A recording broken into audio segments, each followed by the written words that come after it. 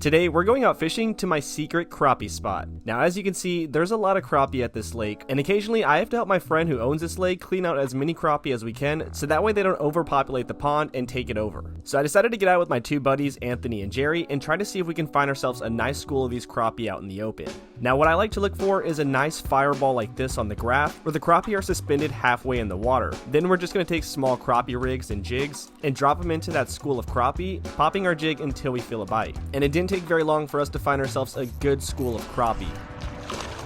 Now the crazy thing about this school of crappie is as soon as we would drop the jig, these fish would nose up to your lure. And as soon as you would pop it and start to retrieve it back up, these fish would go crazy fighting for your lure. And that's actually when we noticed that the crappie had moved directly underneath my boat, trying to use it as cover to protect them from whatever was picking them off. Easy, they're right underneath the boat again.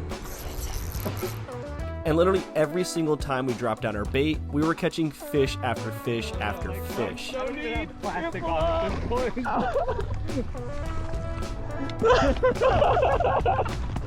Oh my god!